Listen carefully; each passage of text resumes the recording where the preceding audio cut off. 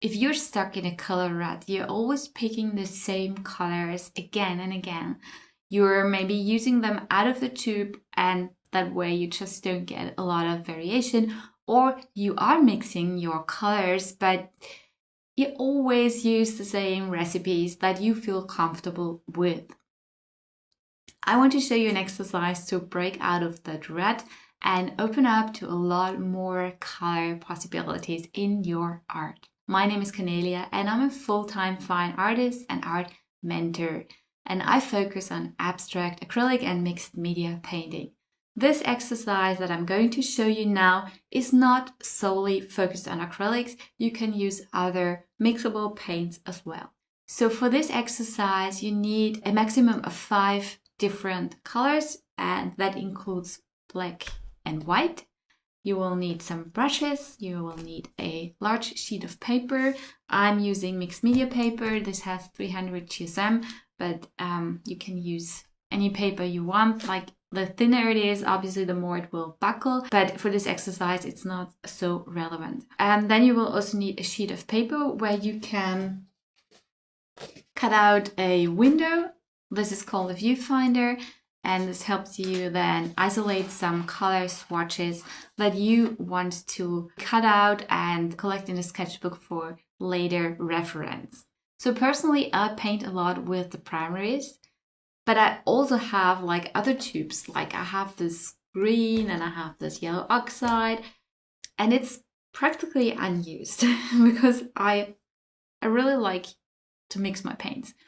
So sometimes when I want to mix things up, get more variation, I force myself to use paint tubes that I hardly use. That way I get colors that are new to my work, that like kind of get me out of the comfort zone and open me up to new ideas for my work. So let's just do that now with the yellow oxide and the light green permanent. And I will then later on bring in a third color. Maybe I will change my mind, so we'll see. So to get started, put out some paints on your paper. So I have this large mixed media block.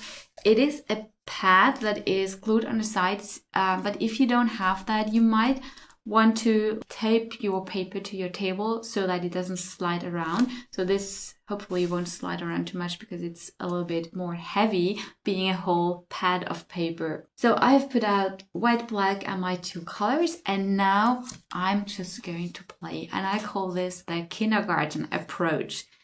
Kids are so free when they mix colors. Like, they just go bam, bam, bam, and then they mix it, and then they get muddy colors, and they don't care, and they are excited because, well, now I've mixed black, and now I've mixed this and that, and it's really fun to watch them do that.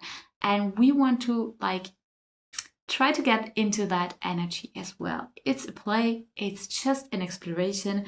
There's no outcome attached to it. We are not forcing like to have now at the end 10 color swatches that we're excited to use in your work. We're open to what will happen, and we're just going to have fun. So let's get started.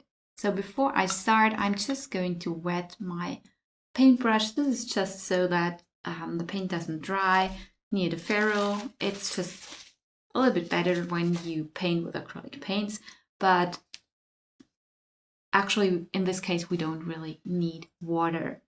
So I'll just start mixing these and just go at.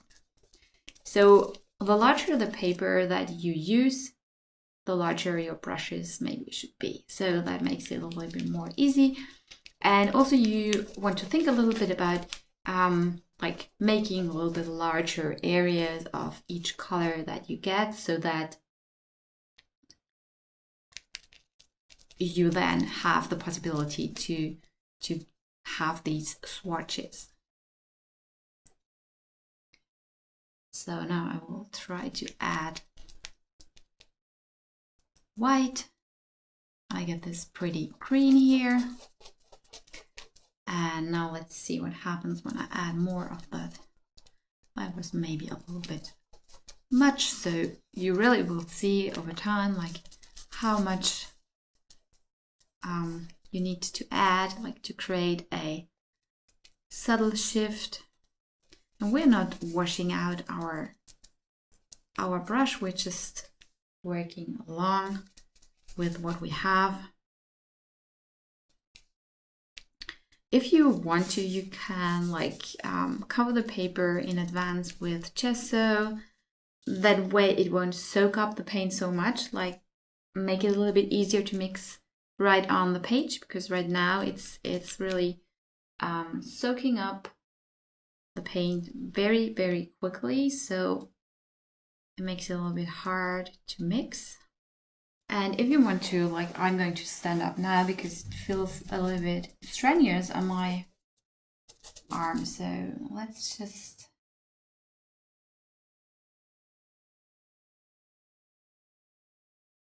Now when you want to go lighter, what you want to do in between is, like, you want to either wipe out your brush, like at least wipe out your brush. You might even want to wash it, because like when you have dark paints in it, it's really hard to get lighter again.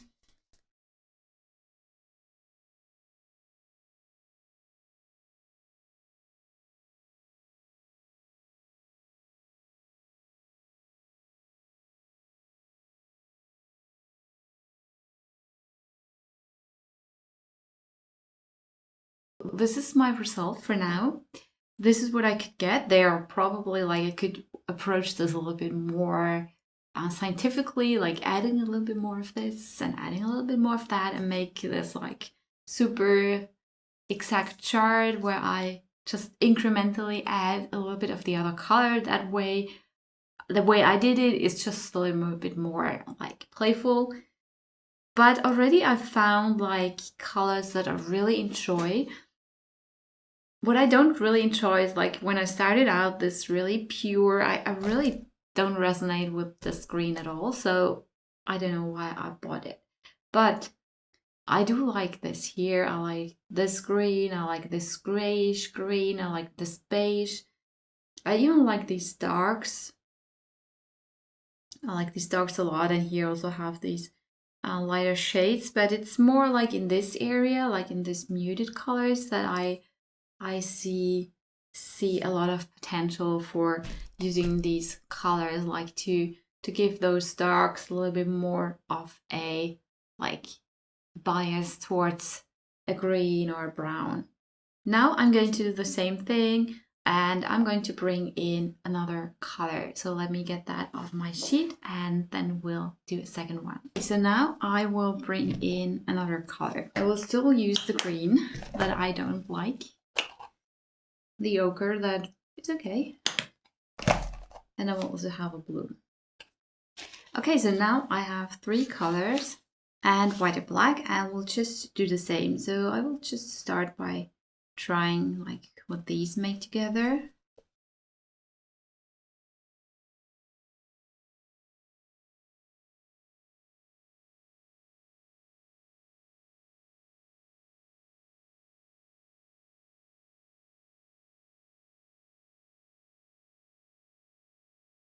Let's see what we've got. When you add white, you can like more easily see the color. So what a beautiful light gray blue that is.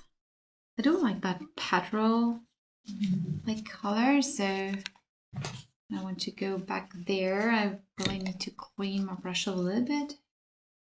I don't have so much white in there.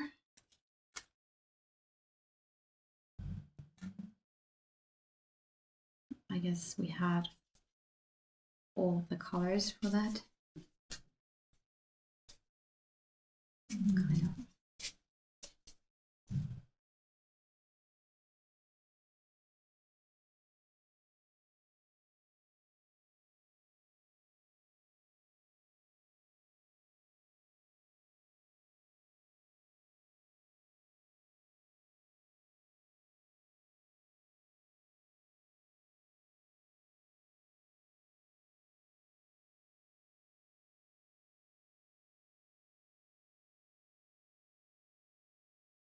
Okay, so that's my second sheet.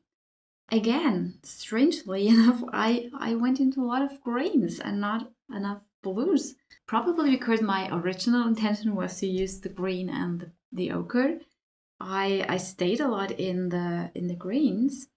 I just have very few blues. I could have done a little bit more blue, I guess. So you can keep doing and doing this. It really, there's so many possibilities. So now I will leave this to dry and then I will show you the next step. Now that my first exercise sheet is dry, I can show you how I would go about finding colors that I enjoy. So the next step is to have a viewfinder ready, or to make yourself a viewfinder. So you want to make a square that is anywhere between like 2 to 3 inches, which is like 3 to 7 centimeters. Now there's 2 ways you can do this. You can either use a pretty small viewfinder, so you just like cut out a square out of a piece of paper in a very small size. So that way you will be able to isolate like pure color. Or you use a little bit a larger one, and depending on how large of like color splotches, like areas you have, you will still be able to get pure colors, but you will also be able to catch some interesting combinations. And for me, I really like that combination. For example, I like this gray with this light green and the ochre. And then I could already like think a little bit about composition, so I can't help myself. So like doing it like that, I'm like almost immediately thinking this is like the same amount, like the same space. So I would like decide whether this would rather be about the gray or about the beige. So I do like this color combination. And you can now do both. So I could like have this color combination, and then I could also just maybe have a swatch of that color.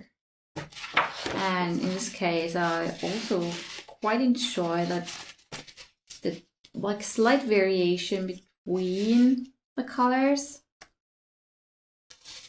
They're all dark. I'm going to look for just swatches. I mean, of course, I could now take swatches from all of these colors as I see them. But again, I'm seeing a combination that I like. I like this gray with this green.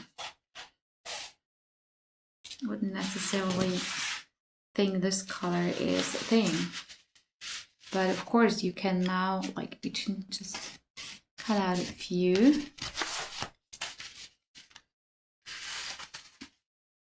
You like the beige. And also this.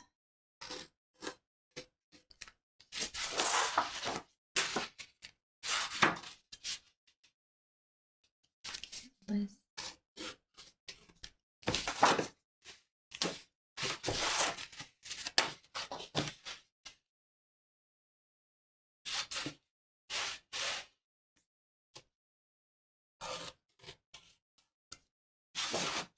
And then what you want to do is you want to cut out these thingies here.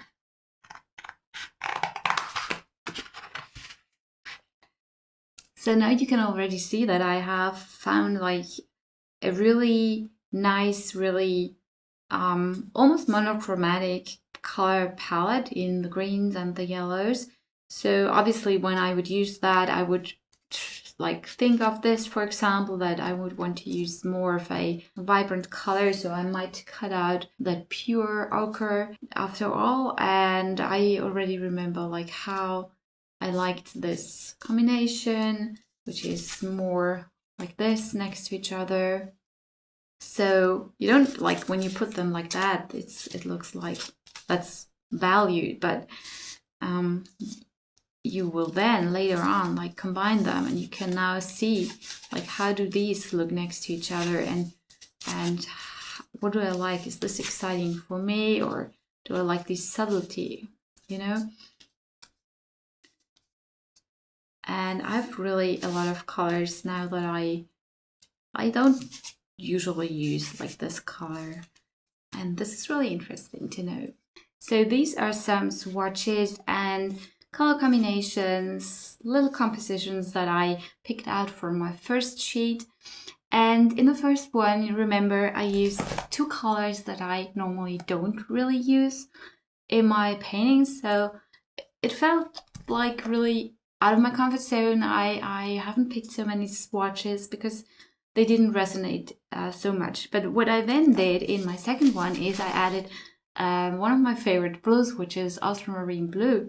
And now this becomes more interesting. This is more resonating with me.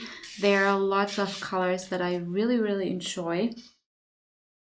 And I will not be picking out like all of these now, but like thinking of what I'm having now, if that was my color palette, I would want to bring in something more vibrant, more different, because this is all kind of very much the same. So let me check, that was the viewfinder I used. So I would think about like bringing in more of this pure blue,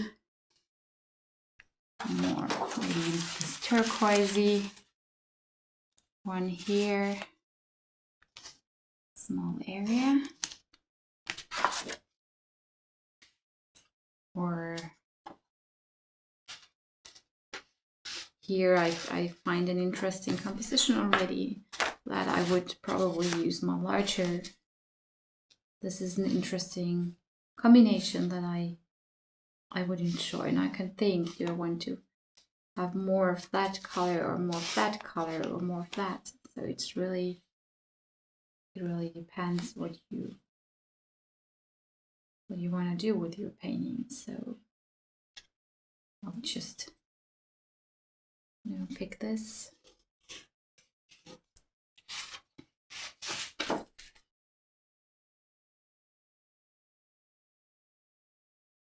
So I've now cut out a couple of swatches, and I could do like a ton more, and it's then really fun to go ahead and look at these, look at the combinations, see what you enjoy, what you like, and then these become the palettes for your next painting maybe. So whenever you feel stuck the next time, don't overthink it, just like mentally go back into the mind of you as you were in kindergarten, and with that approach, just play and experiment.